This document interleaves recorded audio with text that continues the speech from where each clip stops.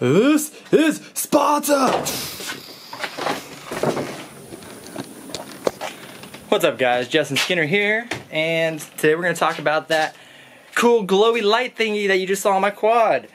And here it is. You can't see it too well right now because the bright light is right above it. Pop it off right there, that light, and looks pretty cool, right? So what is it? How much is it? Where can you get it? Is it durable? Does it drain your battery? Is it EL wire? All these good questions that you guys had for me on a Facebook post yesterday. That post went viral-ish. It was about 8,000 something views in less than 24 hours. So there's obviously a lot of interest in what this is, where you can get it, and all the good questions. And that's what we're going to go over today in this video. Now this was created by a guy named Corey. Last name is going to be kept secret. He doesn't want to be in the spotlight. He doesn't want all the attention.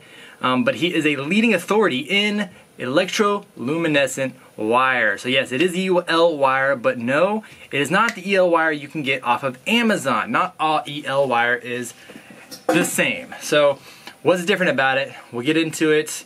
Just know that he is the inventor of this specific EL wire.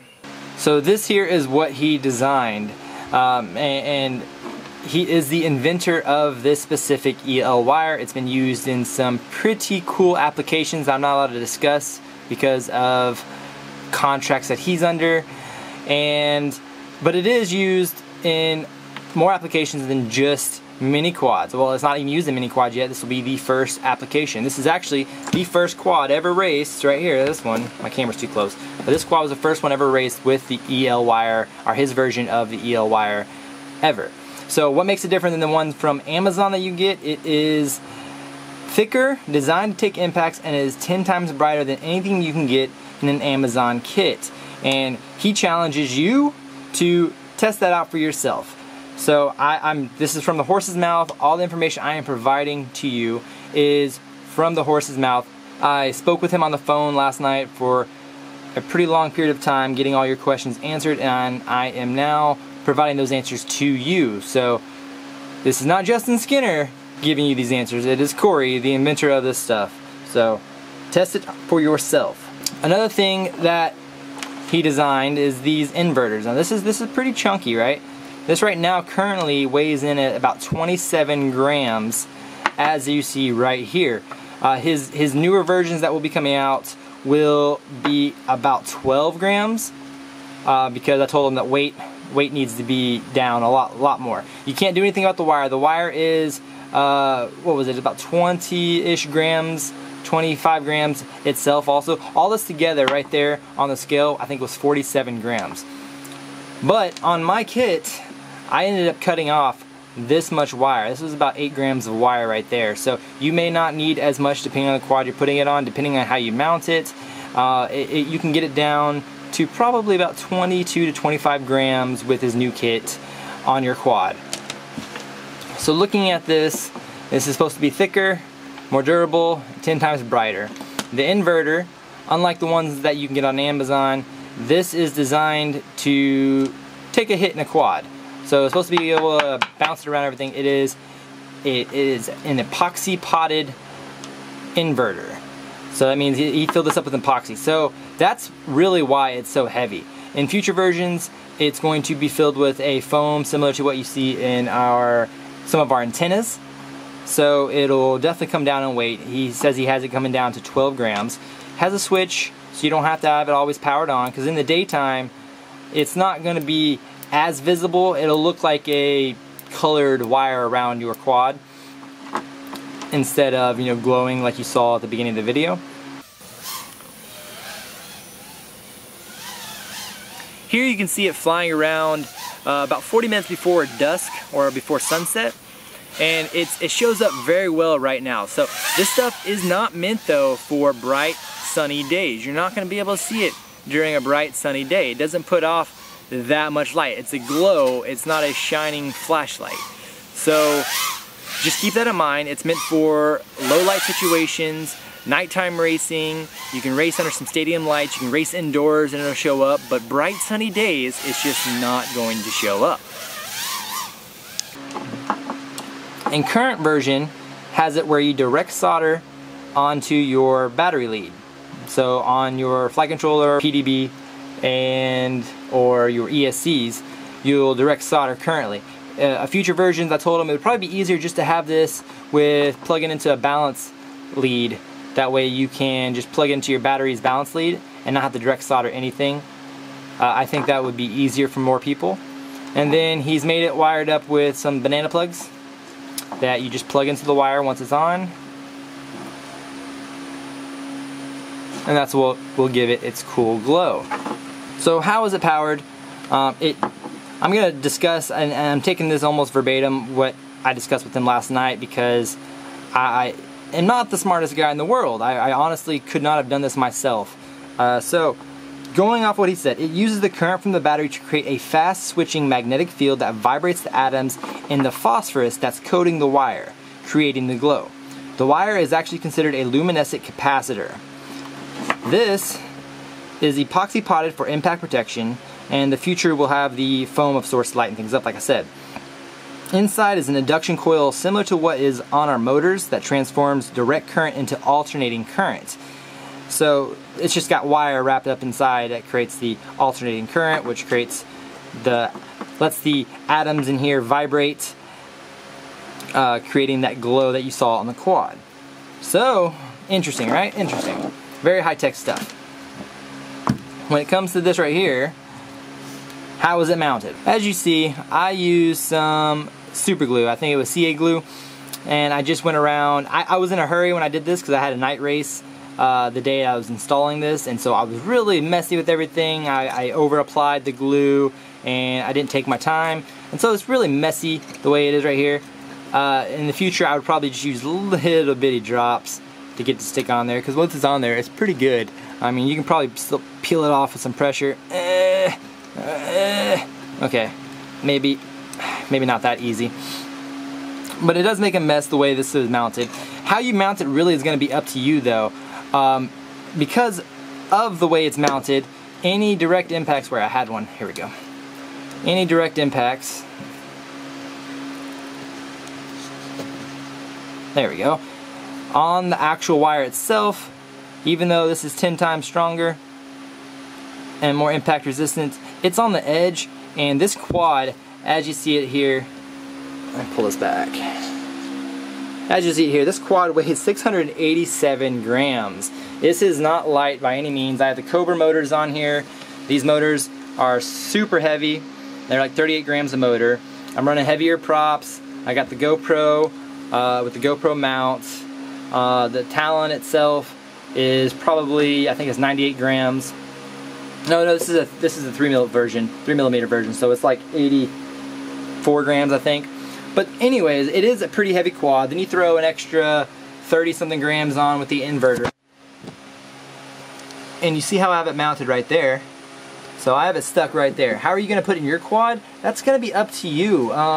If you have a big enough quad to slip it inside, slip it inside. If you don't, and you can find it somewhere on the bottom, it is going to be pretty durable. The inverter is going to be pretty durable, so you should be able to mount it really anywhere, and as long as you have it secured down, it should be able to take some hits. But in the future, I'm probably not going to mount it on the actual rim of my quad, because as you see right here, it's damaged there and damaged there. Now this was a tree hit, and I wasn't going slow by any means. Funny thing is though, it still works. The color's still there. Let me plug it in. So despite the damage, he said the only way it's going to turn off is if you slice right through it. And then whatever you slice through it, going like, it'll still have color all the way up to the slice point, and then beyond it, it wouldn't. And so on this, he told me just put some CA glue on to seal it back up, and it should be good to go. But in the future, I'm probably not going to mount it on the edge like I did here. I'm probably going to run it like along the bottom rim, just next to the edge, or on the top, or both. You know, I'll figure it out, but I'm going to avoid high impact areas like the motor pad. I might stop it like right there and run it across on both sides. I probably won't run on the very front edge. I'll probably run it below or above. And the same with the back. I'll avoid the high impact areas just because I want the wire to last longer and look pretty. And right now, I mean, it still looks, I mean, you can barely tell. You can barely tell there. So, especially when it's lit up, you can't. Someone else asked if it was programmable. It is not programmable right now. It is one color.